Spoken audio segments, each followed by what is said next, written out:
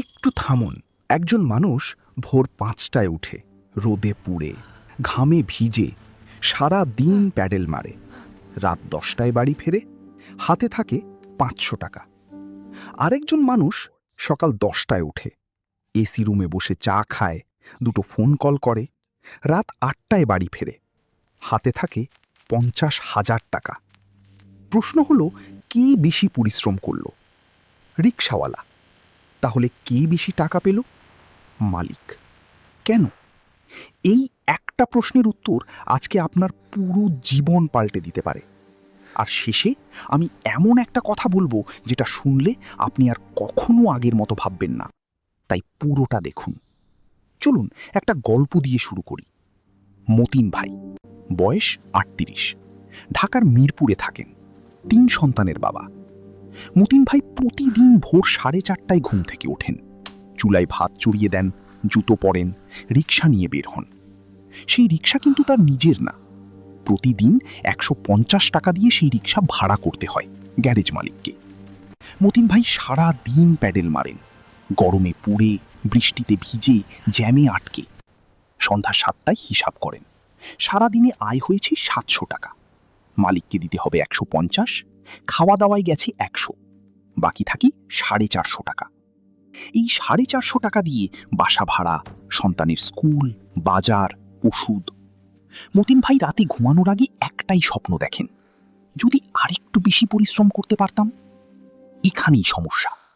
মতিন ভাই মনে করেন সমাধান হলো আরও পরিশ্রম, কিন্তু সত্যিটা হলো পরিশ্রম কখনো তাকে মুক্তি দেবে না। কেন? একটু পরে বলছি। তার আগে এবার অন্যদিকে তাকান। করিম সাহেব, মিরপুরের একই এলাকায় ৩টা গ্যারেজ আছে তার, মোট ৪৫টা রিকশা। করিম সাহেব সকালে উঠে চা খান, বিকেলে গ্যারেজে এক চক্কর দেন, রাতে হিসাব মিলান।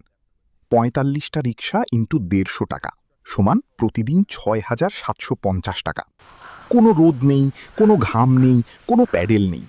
মতিন ভাই একা সারাদিন খেটে পান ৪৫০, করিম সাহেব ঘরে বসে পান ৬,৫০০। এটা কি অন্যায়? না, এটা সিস্টেম। এবার আসল কথায় আসি। দুনিয়ায় ২ ধরনের মানুষ আছে।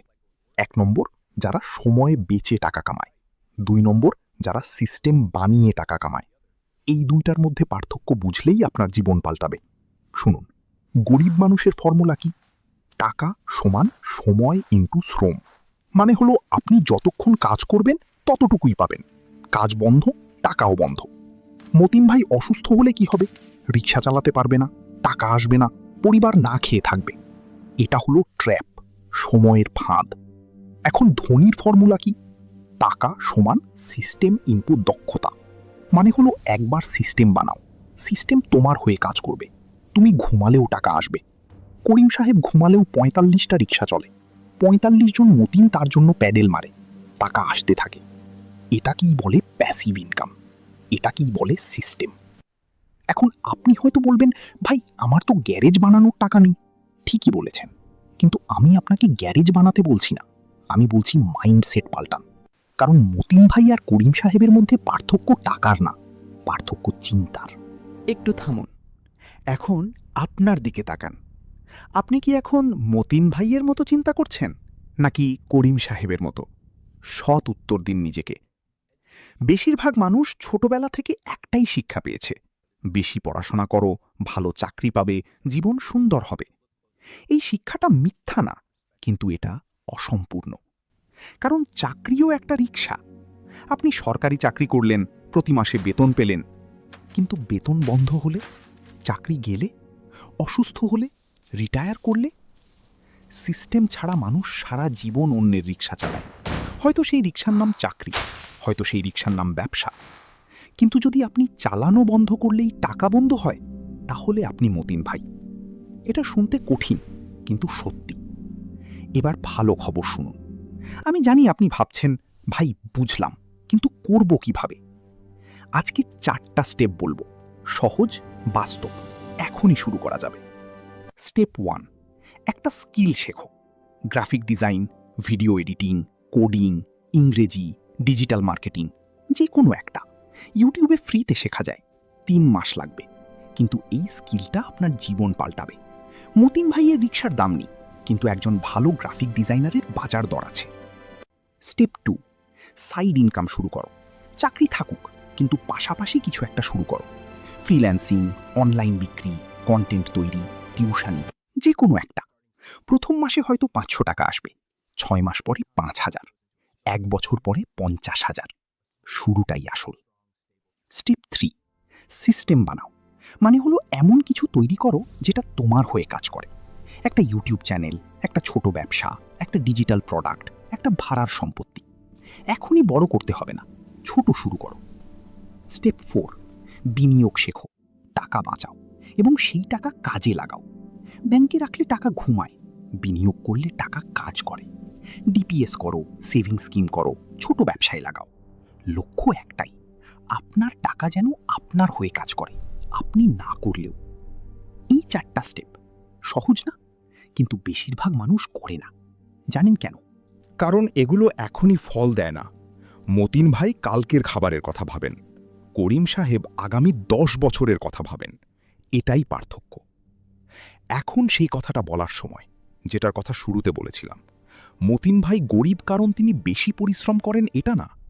মতিন ভাই গরিব কারণ তিনি অন্যের সিস্টেমের জন্য কাজ করেন। আপনি কার জন্য কাজ করছেন? আপনার বস কি ধনী হচ্ছে? আপনার মালিক কি গাড়ি কিনছে? আপনার ব্যাংক কি আপনার টাকায় ব্যবসা করছে? তাহলে একটু ভাবুন, আপনি কি নিজের জন্য কিছু বানাচ্ছেন? মতিন ভাইয়ের দোষ নেই, কেউ তাকে শেখায়নি। স্কুলে শেখায় পরিশ্রম করো, কিন্তু কেউ শেখায় না সিস্টেম বানাও। তাই আজকে আপনি এই ভিডিওটা দেখলেন, এটাই প্রথম পদক্ষেপ। জীবন বদলাতে বড় কিছু লাগে না, একটা সিদ্ধান্ত লাগে আজকেই। আপনি যদি এতক্ষণ দেখে থাকেন, তার মানে আপনি পরিবর্তন চান, এটাই যথেষ্ট। এখন একটাই কাজ করুন, নিচে কমেন্টে লিখুন পরিশ্রম নাকি সিস্টেম। আপনি এখন কোনটায় আছেন এবং কোনটায় যেতে চান। আমি প্রতিটা কমেন্ট পড়ি, আপনাকে রিপ্লাই দেব। আর যদি এই ভিডিওটা আপনার কাজে এসে থাকে, একটা কাজ করুন, এখনই এটা শেয়ার করুন। আপনার একজন বন্ধুকে পাঠান যে এখনও শুধু পরিশ্রমে বিশ্বাস করে। হয়তো এই ভিডিওটা তার জীবন পাল্টে দেবে। এবং সাবস্ক্রাইব করতে ভুলবেন না, কারণ প্রতি সপ্তাহে আমি এরকম ভিডিও বানাই যেগুলো কেউ স্কুলে শেখায় না, কিন্তু জীবনে লাগে। একটা কথা মনে রাখবেন, রিকশাওয়ালা গরিব কারণ সে বেশি পরিশ্রম করে এটা না। রিকশাওয়ালা গরিব কারণ সে কখনো জানতে পারেনি রিকশার মালিক হওয়াও সম্ভব। আজকে থেকে আপনি জানলেন, এখন সিদ্ধান্ত আপনার। আল্লাহ হাফেজ, আবার দেখা হবে।